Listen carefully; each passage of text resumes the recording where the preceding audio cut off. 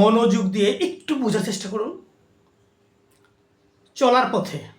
আপনার চলার পথে এমন যদি হয় যে কোনো দুর্ঘটনার কারণে রাস্তার পাশে একটা মানুষ মরে পড়ে আছে, ডাকলে সাড়া দেয় না, নাড়া দিলে নড়ে চড়ে না, মানে মরে গেছে।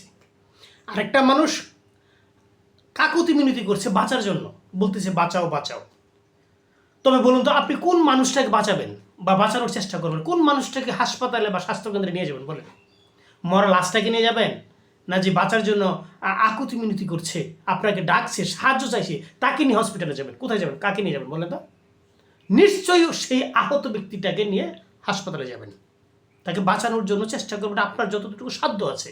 কিন্তু মরা মানুষটাকে নিয়ে টানাটানি করবেন অবশ্যই না। বিষয়টা এরকম। তো চলার পথে আমরা অনেকেই এরকম শুনি, দিন বা ধর্মের পথে যারা আছেন, যারা কথা বলেন, বেশিরভাগ ক্ষেত্রে দিনের বা ধর্মের অন্তর্ভুক্ত যারা, তাদের মধ্যে কথাগুলো বলেন। এটা যে কোনো ধর্মের যে কোনো বক্তা বা জানলে ওদেরকে দেখি রকম। এবং কেউ প্রশ্ন করে যে আপনারা ধর্মের লোক হয়ে ধর্মের মূর্খদের কথা শোনান, অধর্মিকদের কথা শোনান, এরকম অনেক চলার পথে মন্তব্য করে থাকেন না। বিষয়টা দেখুন, আমি দিন ইসলাম সম্পর্কে কিছু বলি। আপনার গভীরত যে জ্ঞান আছে, আপনার গভীরতম জ্ঞান দিয়ে আপনি সার্বিকভাবে আরও ব্যাপকভাবে আলোচনা করতে পারেন বা চিন্তা ভাবনা করতে পারেন। কিন্তু আমি অল্প করে আমি মুসলিম হিসেবে মুসলিম যে অবস্থান সেটা বলি।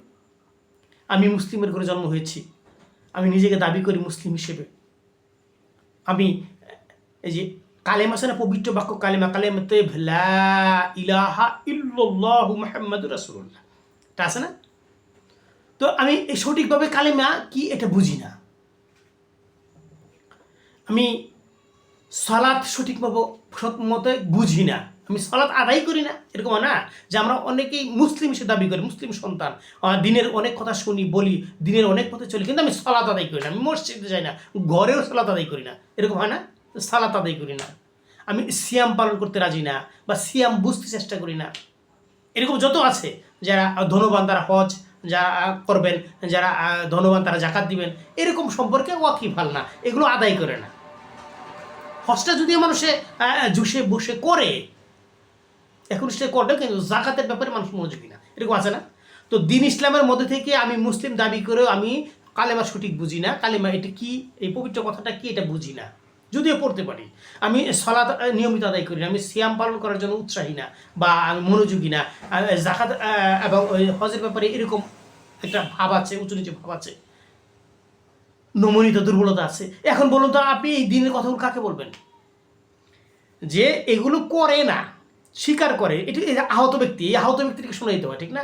কিন্তু যে একেবারে শুনতে চায় না, যে মরা, যে বেদিন, দিনের মধ্যেই নাই, তাকে আপনি এই কথাগুলো শোনাবেন?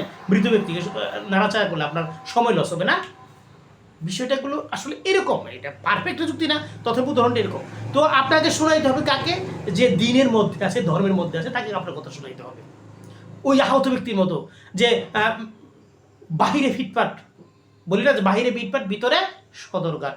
বাহিরে একেবারে দিন ইসলামের নারী বলেন, পুরুষ বলেন, বেশভূষা বিশাল, কোথাও যাচ্ছে তো ইসলামী পোশাক পরে যাচ্ছে। পুরুষ হলে পাঞ্জাবি, টুপি, পায়জামা, এরকম লুঙ্গি অথবা পায়জামা অথবা টুপি অথবা পাগড়ি এরকম করে। আর মেয়ে হলে বুরকার নামে, নেকআপ নামে, হিজাবের নামে যে পোশাকগুলো আছে, এগুলো একটা সৌজন্যবোধ হিসেবে ব্যবহার করে। কিন্তু মূলত বিষয়গুলা কি, এগুলো আমরা দিন ইসলাম সম্পর্কে অতটা বুঝি না। তো আমাদের এই ব্যাপারে সচেতন করতে হবে না? সচেতন কাকে করবো? যারা দিনের মধ্যে, ধর্মের মধ্যে আছে, সঠিকভাবে নাই, তাদেরকে বোঝানোর চেষ্টা করতে হবে। বুঝাইলে এই ফলটা ভালো ফল দিবে একটা, তাই না? ফলবান কাজ হবে। আর যারা মৃতের মতো নড়াচড়া নাই, শুনতে চায় না, কি বলি, ভাব গাম্ভীর্যতার বোধ শক্তি বলতে কিছু নাই, তাদেরকে শোনাইলে কার্যকরী হবে না। তাদেরকে না শোনালেও ভালো এরকম না, কিন্তু তাদেরকে এরই আগে আহতদেরকে শোনাতে হবে, যাদেরকে শোনাইলে অতি দ্রুত কার্যকরী হবে, সফলতা আসবে, তাদেরকে শোনাইতে হবে। বিষয়টা এরকম। বিষয়টা আসল বিষয়টা আপনি একটু ভেবে দেখুন, আপনি নিজেই ভেবে দেখুন। আপনি ওই যে মৃত চাইতে আহতকে বাঁচানো, আমাদের দিনের কথাগুলো যে শুনতে চায়, যারা আগ্রহী, তাদেরকে শোনাইতে হবে। বাস্তবতা এরকম, এভাবে উদ্যোগী হতে হবে।